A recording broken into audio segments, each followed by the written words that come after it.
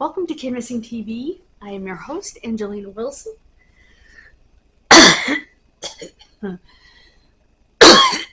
Excuse me. This is the case of the Santa Fe County Jane Doe.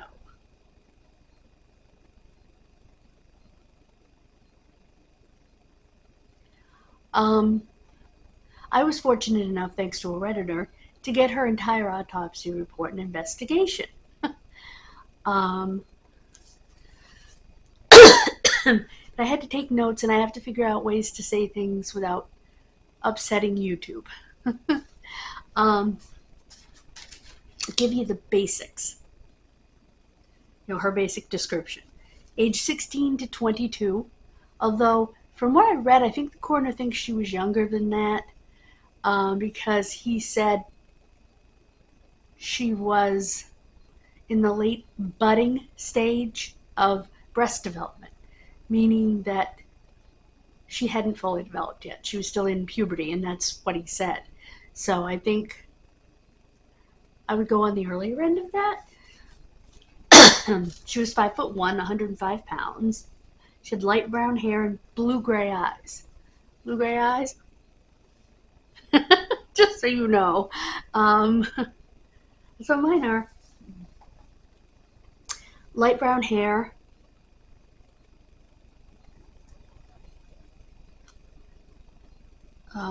She was found unclothed. She was found just off the side of what's called the Las Vegas Highway.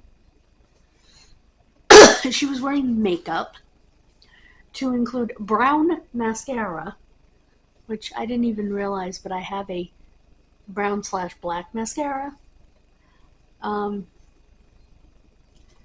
Most standard mascaras are black.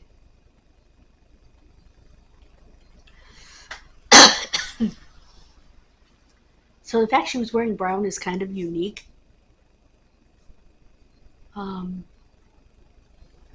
Not even sure where she would have gotten that, considering she was found on the 3rd day of December 1974.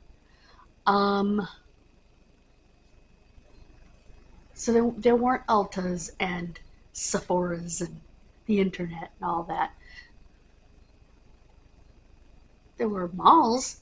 I suppose she could have gone into the mall and gotten it.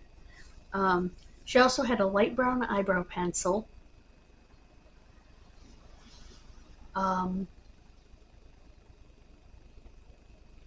He said she had powder on. This was probably setting powder. Or she wore a powder foundation, which wouldn't have been unusual in the 70s.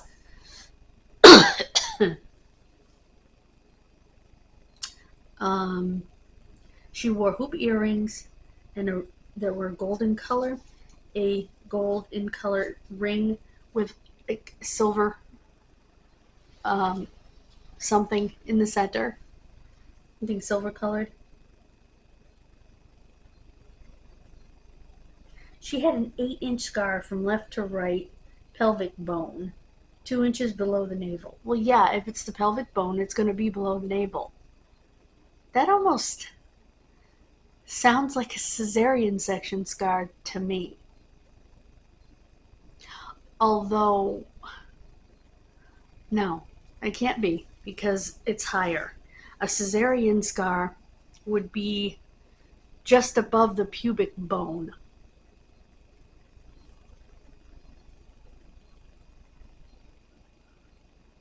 Which is just above no man's land.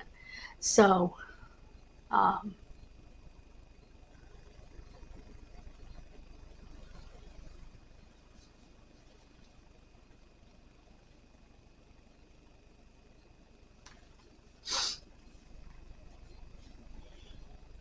and I don't say no man's land to say, well,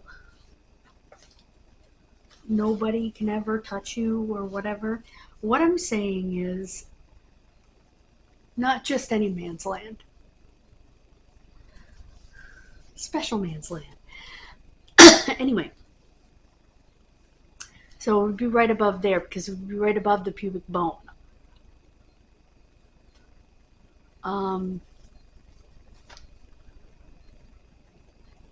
And I've seen those scars. Those scars aren't,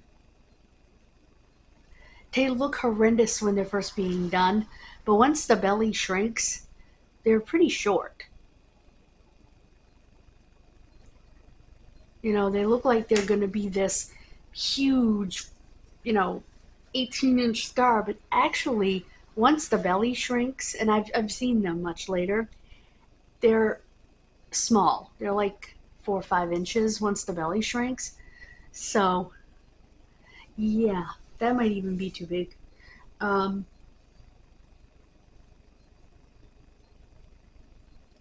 they think there was blood under her left middle finger, so they nail. So they did clip her fingernails, which is good. There were absolutely no drugs in her system.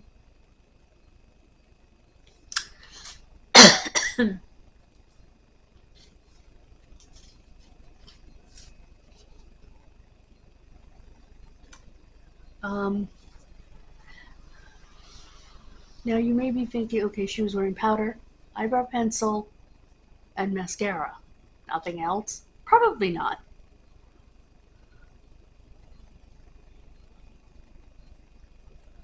What I can't understand is why her family didn't. Well, maybe they did. We just haven't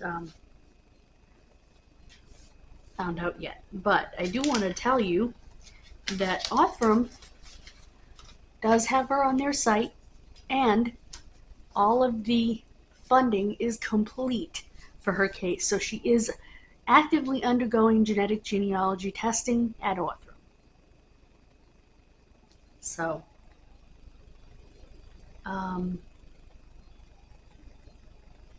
they really did work hard. They had a couple of leads. They had a couple of young ladies she could have been that they were able to rule out. I mean, the report is huge. I have it stapled in 4 stacks. It's so big. Her cause of death was that, well, she was held on to like this until she was no longer living. At the same time, she was assaulted in an intimate manner in her female zone and in her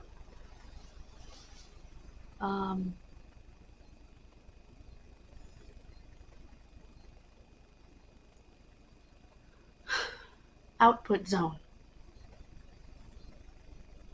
because sperm, or spermatozoa, its full name, was found in both of those orifices, none in her mouth.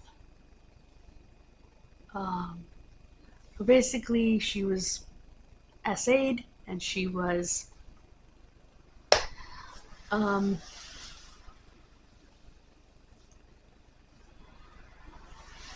left naked. So that tells me she was killed somewhere else. Hopefully they can do some genetic genealogy on the spermatozoa and the blood under the fingernail and find the evil SOB who did this to her. This was a child, according to the coroner. They did 16 to 22, but if you actually, like I said, read the coroner's report, she was a child. She was in the late budding stages of breasts, late into puberty. And he said that. She's a pubescent girl. She's in puberty. So she could be 16. I know someone who didn't go through puberty until they were 16. That was a female. But she's likely, in my opinion, if she's in late puberty, to be between 14 and 17. That's my opinion. Because there's no way you're still in late puberty between 18 and 22. You're just not.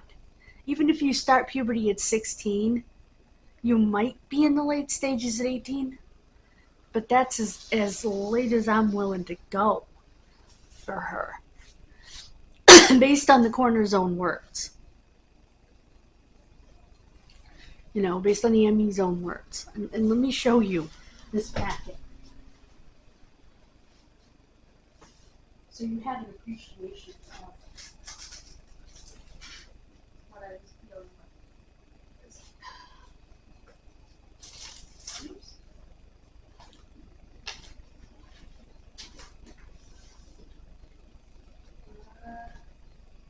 It's not here. It's actually in the other room. It's actually in my bedroom. Hold on. From when I was taking notes.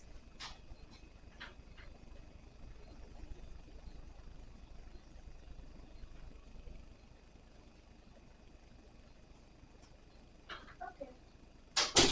This is from when I was taking the notes.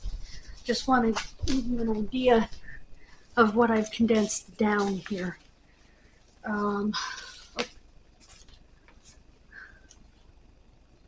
Oh, why did I throw this away? This is a separate case. That's a separate case. That's the Asher degree case. Okay, part 1, 2, 3, 4. That's my research. That's the entire coroner's report. He literally says,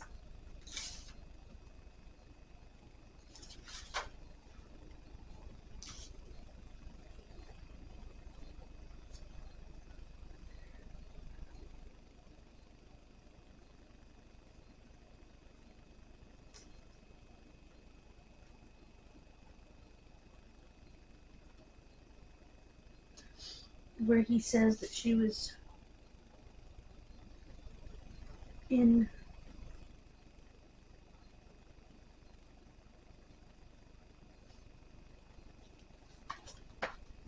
early puberty.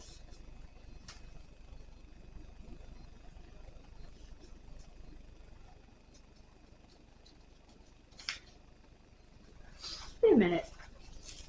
He says the scar is 1.5 centimeters above the distribution of pubic hair and is well healed, blanched, and slightly elevated.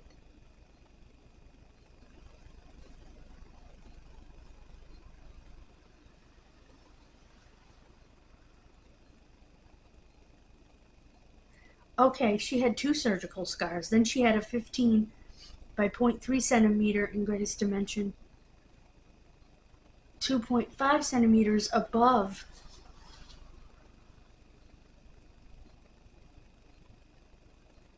Okay, so she had 3 surgical scars?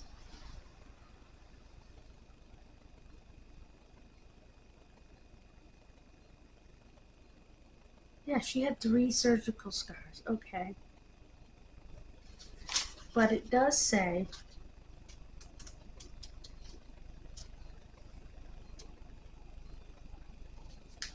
and I can't find it at the moment, but it does say that she was pubescent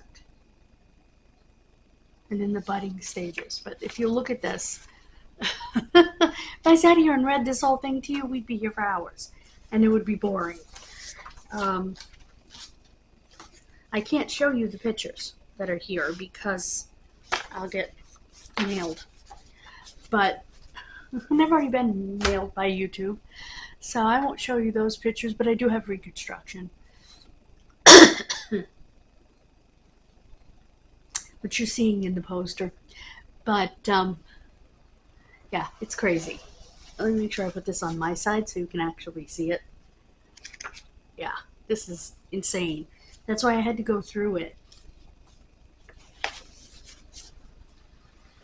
And you can see where the officers were trying desperately. And that actually was a flyer from the New Mexico State Police showing pictures of her.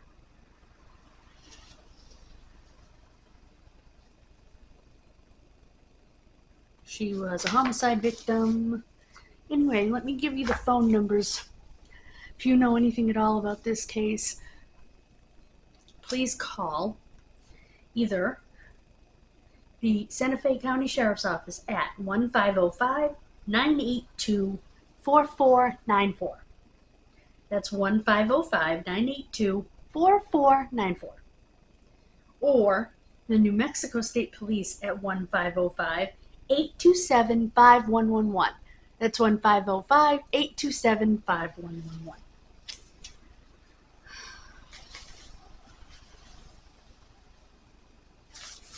Yeah, so 15 centimeters would be about 8 inches. So, anyway. That is the final case in 70s September. I have 2 cases ready to go for Oddities October, but I need to start writing Oddities October. So I think I'll be working on that while I'm editing today. I'm going to get this edited so that it can just go up tomorrow. So that's my plan. I also need to get a list for Oddities October so I can put it up as a preview over the weekend, and I have a very exciting, extensive update. I have not put the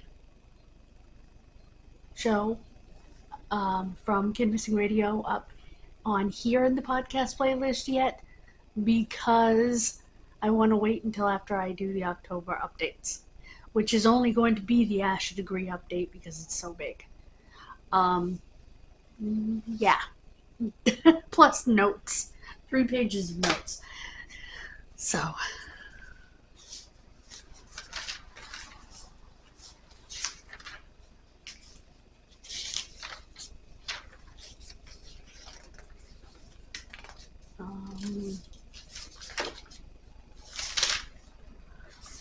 Okay, Rose.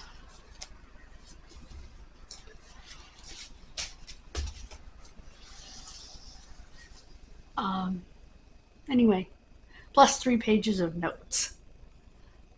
So, that is an insane update. So I want to give it its own video with no other updates. So that's what October updates will be. And we'll do the October preview.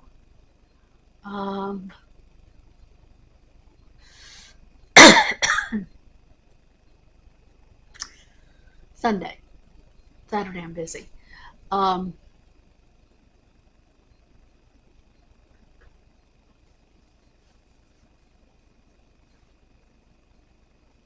Today is the 26th. I believe this is the last. Yep.